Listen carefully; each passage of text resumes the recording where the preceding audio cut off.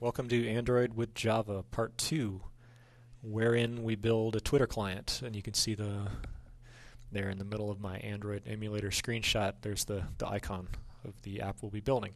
So this is Part 2. The first part was developing Android applications with Java, and as Beth said, you can get that on O'Reilly, but I wanted to go over a little bit of what we talked about in the first part, so if anybody hasn't yet bought that, you can kind of get an idea of what's in there.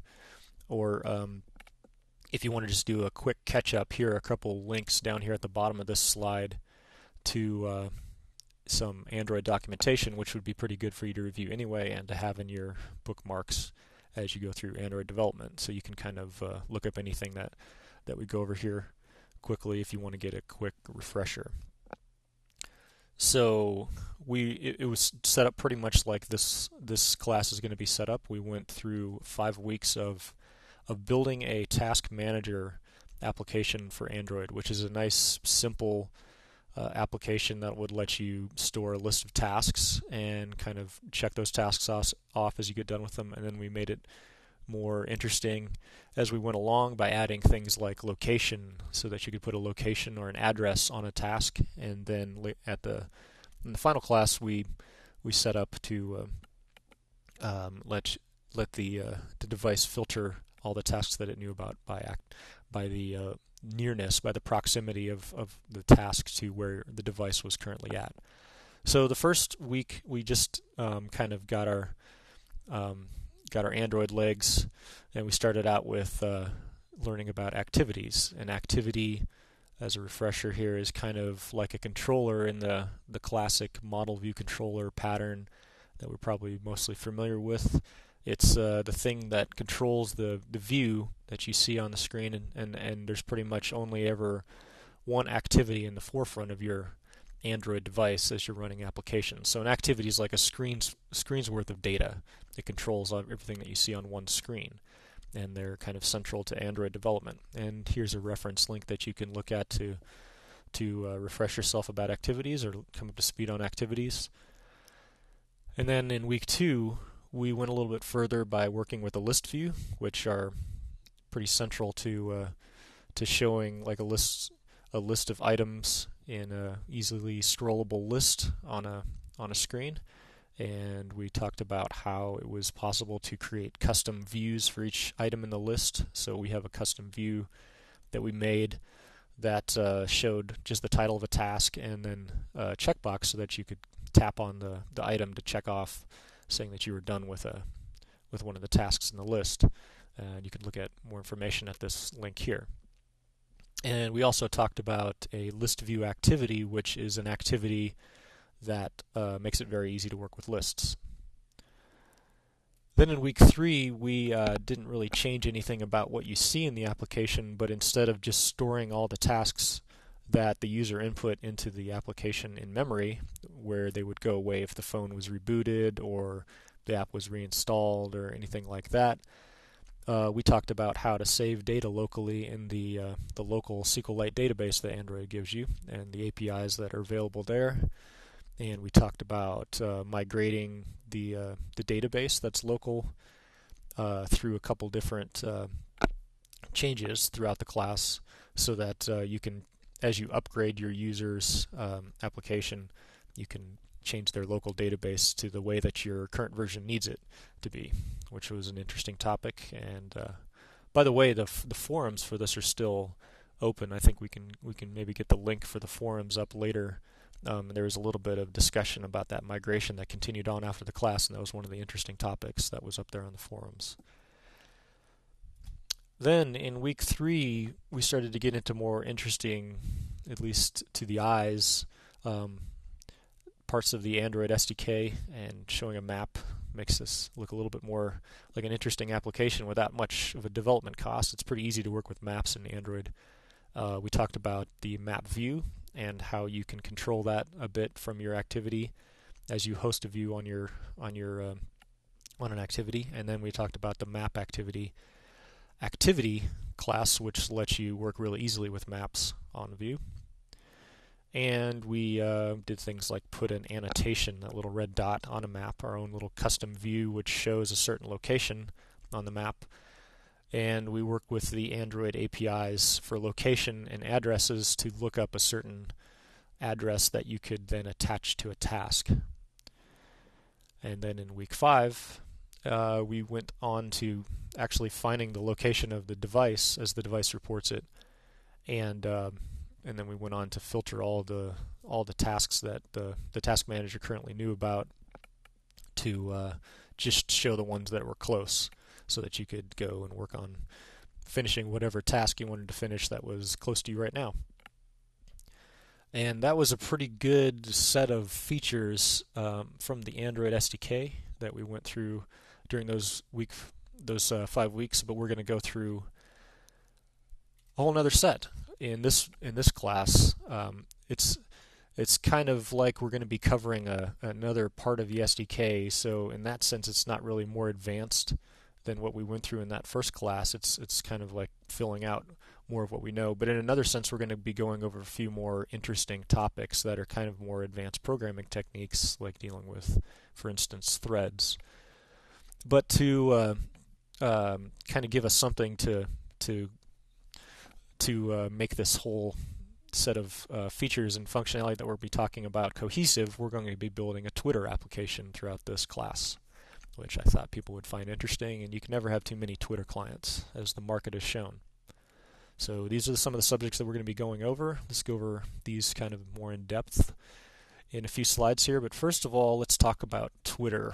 Hopefully everybody knows what Twitter is. And if you don't, if you're just getting back to Earth from, say, like a deep space exploration mission or something like that, Twitter is a microblogging service. That's kind of a term that they came up with.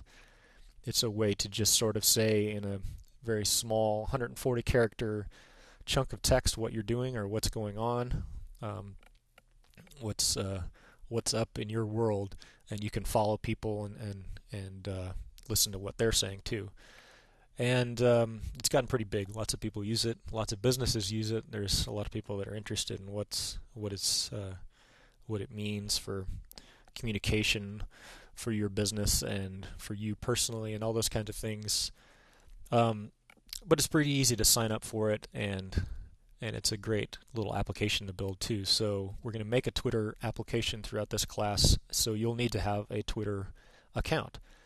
So some of the things that we'll be doing in this application, we're going to be dealing with how to sign in to Twitter safely without storing a password into the application, which is something that Twitter is kind of really pushing developers on its platform to do. And then we'll be loading the tweets, as people call them, or the home timeline, as Twitter calls it, for based on the user that you just signed in as. And then later on we'll be posting tweets, and then after that posting photos to TwitPic, which is kind of a service that works alongside Twitter, which will host your photos and then post a tweet from its service. So that's kind of the bare bones, but still a nice set of functionality. It's pretty actually a useful application, and if you go search the Android marketplace right now, you can get an example of it on your Android device. Just search for OTweet and you should be able to find it and install it and play around with it a little bit. So let's kind of talk about what we're going to be doing each one of the weeks. The first week, we're going to be talking about the simplest thing we can do, which is signing into Twitter, which turns out to be not quite as simple as it sounds. Twitter and a lot of other applications out on the web are kind of pushing this new standard called OAuth. And in fact, Twitter in June is going to be deprecating basic authentication as a way to sign in to its API. Basically what that means is basic authentication is a way that you just send the username and password of the user if you're a third-party application like an Android app using a server-based application like Twitter.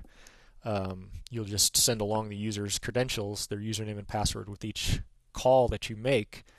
And even though you're using HTTPS or something, some way of encrypting that information, that's still kind of maybe off-putting to the user because they have to put in their password to your application and they don't know what. There's a little bit of a trust issue there.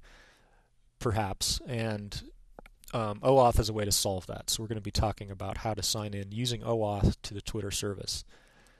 We're going to be using, instead of writing our own service layer in Java, we're going to be using an excellent Twitter library called Twitter4j. And in this first week, we'll be using Twitter4j to do the OAuth part alone. And we'll be signing in, the user will be signing in to Twitter using a web view, using a web page on the Twitter, on Twitter servers. And so we're going to talk about how you use a web view and something called a web view client to manage a user's interaction with a web page inside of your application. Week 2, once we've signed in, then we'll be loading the user's home timeline, and we'll put that into a list view. So we're going to be using a list view right away, and we'll also be talking about a little bit more interesting advanced features of a list view.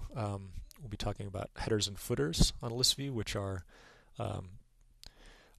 sort of like list items, except they don't store data; they store like controls that fit into the scrolling list view. And then we'll start talking about concurrent programming, which is a really important topic in any kind of user interface, anything with a UI that you are building with, that you're programming to. Because, well, we'll talk about that more, but basically the user experience can degrade fairly quickly if you're not doing important long-running applications on threads. So we'll be talking about how to do that in Android development. And then in week 3, we'll modify our application so you can tweet from the app, which will mean we'll need to add a few different views and the activities that go along with them. So we'll have a menu that will allow the user to navigate through the application. And then we'll be using a great class that was introduced into, I believe, the 1.6 SDK called Async Task, which makes it super simple to break off sort of background task type things, and sort of let Android deal with the thread pooling and stuff like that and all the more complex threading issues. So you can just say, run this work in the background and tell me when it's done. And we'll be switching over from using threads to using that async task. And then we'll be posting tweets as well. Then in week 4, we'll start to make the app look nice, which is harder than it looks in Android development. There's things that are a little bit different than you expect. It's not like any other styling that you've done, most likely. We'll be going through creating themes, and what themes are, and how to add styles to your themes, and what goes into making styles. And then we'll look at selectors, which, by the way, are not CSS selectors. They're a different kind of thing. And using selectors and XML graphics to style things. And then we'll be talking about designing for multiple screens, which is something that becomes more and more important as there becomes a greater market of devices of all shapes and sizes. So that'll be some interesting stuff. And then in week 5, we'll be using the TwitPic4j library to make it easy for us to post pictures to the twitpic.com service, and we'll be getting photos off of the library or the camera, and so we'll work with getting local media from the Android app and then posting that up onto the web.